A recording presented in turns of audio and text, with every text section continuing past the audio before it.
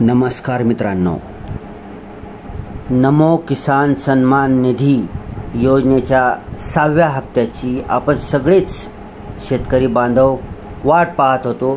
तर आज दिनांक आहे 3 एप्रिल 2025। तर आज माझ्या एका मित्राच्या अकाउंटमध्ये पाहिले असता तर नमो किसान सन्मान निधी योजनेच्या 6व्या हप्त्याचे 2000 रुपये शेतकऱ्यांच्या खात्यामध्ये जमा होण्यास सुरुवात झालेली आहे।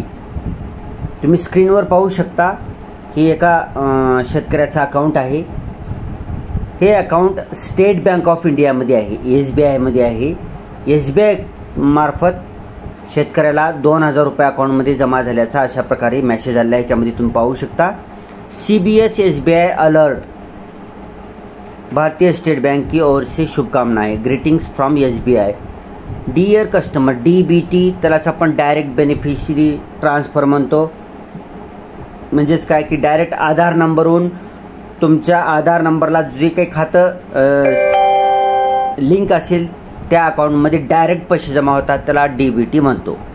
Oblique government payment of RS 2000 rupees credited to your account number. आता अकाउंट नंबरचे शेवटचे 6 आकडे दाखवलेले आहे। इथं प्रायव्हसीचा प्रॉब्लेम येऊ नये म्हणून 6 आकडे दिले आहेत फक्त।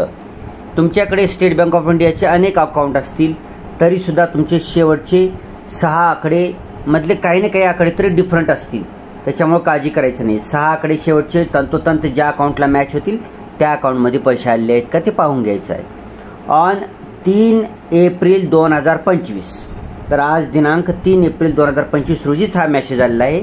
सकाळी 12:49 मिनिटाला हा मेसेज आलेला आहे। खाली हिंदीतून भी दिला है, प्रिय ग्राहक आपके खाते 55/14/79 में 2000 रुपये का DBT ऑब्लिक सरकारी भुगतान 3 एप्रिल 2025 को जमा, हेच हिंदीमधून दिलेला आहे। ज्या कोणत्या शेतकऱ्याच्या अकाउंटमध्ये पैसे आलेले नसतील त्यांनी आपला आधार नंबर, आपल्याला ज्या बँक खात्यामध्ये पैसे पाहिजे असतील त्या बँक खात्याला जाऊन सीडिंग करून घ्यायचं आहे।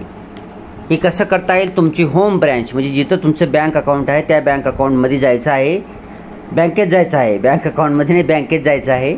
जाते वेळेस ओरिजिनल पासबुक, ओरिजिनल आधार कार्ड, ओरिजिनल पॅन कार्ड हे तिन्ही गोष्टी ओरिजिनल आणि त्यांचे 2-2 झेरॉक्स कॉपी सोबत घेऊन जायचं आहे। तसेच मोबाईल नंबरसुद्धा सोबत ठेवायचा आहे। आणि आपल्या जवळच्या कुठल्याही customer service centre CSC centre जे असतात, SBIच्या बाबतीत बोलतो आहे मी, SBI मध्ये ज्यांचे खाते आहेत त्यांच्या बाबतीत बोलत आहे। इतर जणांचे असेच असेल तरी चेक करायचं आहे। कस्टमर सर्व्हिस सेंटरवर सुद्धा जाऊ शकता तुम्ही किंवा तुमच्या होम ब्रँचमध्ये सुद्धा जाऊ शकता। ह्या तिन्ही डॉक्युमेंट ओरिजिनल त्यांची झेरॉक्स घेऊन आणि तिथे जाऊन काय म्हणायचं आहे की आधार नंबर बँक खात्याला सीडिंग करायचं आहे, त्याचा फॉर्म द्या म्हणायचं आहे। त्याच्याकडून फॉर्म घ्यायचं, आपले सगळे झेरॉक्स डॉक्युमेंट जोडायचे, त्याच्यावर सेल्फ अटेस्टेड करायचं आणि आपला लेटेस्ट सध्या चालू असलेला मोबाईल नंबर त्या फॉर्ममध्ये, आधार सीडिंग फॉर्ममध्ये कंपल्सरी लिहायचे तुम्हाला, ठीक आहे। आणि तो सबमिट करून टाकायचा आहे। 7 दिवसाच्या आत तुमचा आधार नंबर तुमच्या बँक अकाउंटला सीडिंग होऊन जाईल।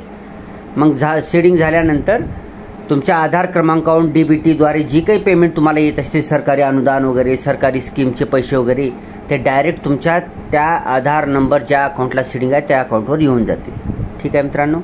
हा व्हिडिओ आपल्या सर्व शेतकरी बंधूंना शेअर करायचा आहे, त्याला सांगायचं आहे।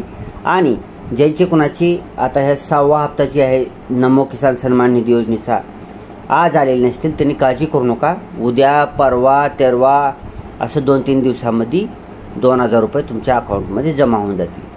तसेच तुम्ही पैसे जमा झालेत की नाही तुम्हाला जर मेसेज बी येणार गेला, काही कळणार गेलं तर जवळच्या कुठलेही महाई सेवा केंद्र, आपले सरकार सेवा केंद्र किंवा कुठल्याही ऑनलाईन सेवा केंद्रावर जाऊन तुम्ही तुमचे नमो किसान सन्मान निधी योजनेचे पैसे जमा झालेत का नाही ते विचारू शकता।